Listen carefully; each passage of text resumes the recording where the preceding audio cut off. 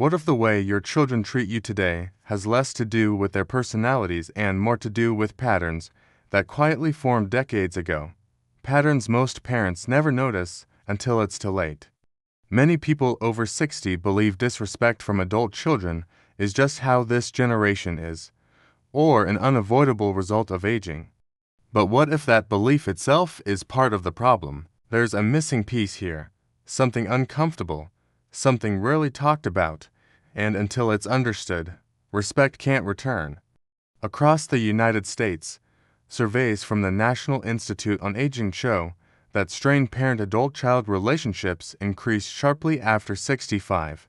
Yet most seniors are given the same vague advice: communicate better, be patient, or let it go. These sound reasonable, but they often fail. Why? Because the roots of respect are not planted in old age. They are planted far earlier, and they grow or decay through a strict chain of cause and effect. To see the full picture, we have to go back to early adulthood. When children are young, parents naturally lead through authority. Decisions are made quickly, boundaries are firm, and respect is enforced through structure. But research from developmental psychologists like Diana Bauman shows that parenting styles established in a child's early years shape how authority is perceived later. Parents who consistently overfunction fixing problems, absorbing consequences, or avoiding conflict often do so out of love. Yet over time, this quietly teaches children that the parent's role is to accommodate, not to be respected as an independent adult. Then something subtle happens in the 40s. Parents are still capable, still working, still active, but roles begin to blur. Children enter adulthood and start forming their own identities. According to the American Psychological Association, this is when boundaries should evolve, but many don't. Parents who struggle with letting go may continue to give unsolicited advice, financial help, or emotional labor. On the surface, it looks supportive. Underneath, it sends a signal: I exist primarily for your needs. Respect erodes not through conflict, but through imbalance. After 65, a major shift occurs that most families ignore. Health changes, retirement, and social role loss subtly alter family dynamics. Studies from the Health and Retirement Study show that adult children often begin seeing parents less authority figures and more as dependents, even when the parent is still independent. The tragedy is that many parents unconsciously reinforce this by shrinking themselves, avoiding disagreement, tolerating dismissive behavior, or overcompensating to keep the peace. Respect doesn't disappear overnight. It leaks away. The breaking point usually arrives quietly. A dismissive comment, decisions made without consulting you, being talked over, corrected, or ignored. Many seniors describe a moment when they realize their children no longer see them as equals. This moment is emotionally devastating, and it's linked to real consequences. According to CDC data, chronic family stress in older adults is associated with higher rates of depression, sleep disorders, and even cardiovascular disease.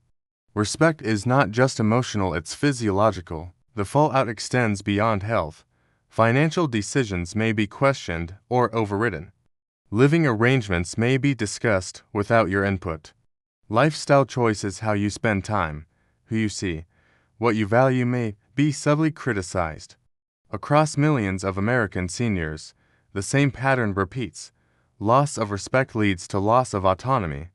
And once autonomy is threatened, resentment grows on both sides. So what do most seniors try to do? They try failed fixes based on old advice. They lecture, they guilt, they withdraw, or they overgive in hopes of earning appreciation. None of these work long-term. Research in family systems theory shows that respect cannot be demanded or purchased. It is restored through behavior shifts that change the relational balance. This is where the real solution begins, and why it feels uncomfortable at first.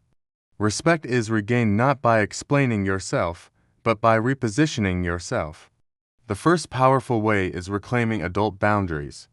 This means limiting emotional labor that is not reciprocated.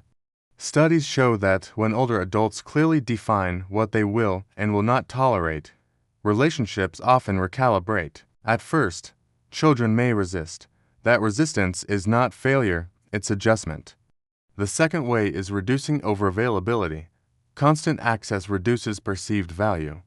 Behavioral research consistently shows that scarcity increases respect.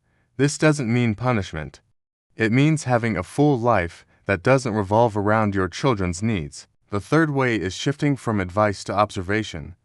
Instead of telling, you comment less and listen more. When you do speak, your words carry more weight.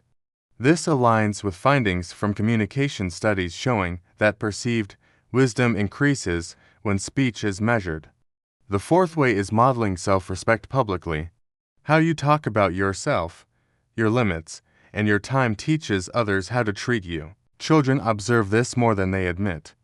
The fifth way is allowing consequences. This is the hardest. Rescuing adult children from the results of their choices reinforces imbalance. Letting them experience outcomes restores mutual respect over time.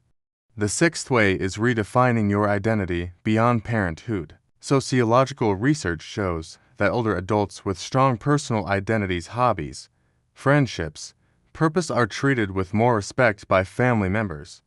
Independence commands regard. Here's the warning. Backed by evidence, continuing to sacrifice your dignity to preserve harmony increases long-term estrangement, not closeness. Respect lost through self-erasure is rarely regained. And here's the thought to hold until the next video.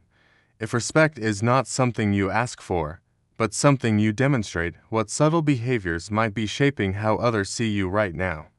If this resonated, subscribe for the next chapter, where we explore how to rebuild authority and warmth at the same time without confrontation, guilt, or fear.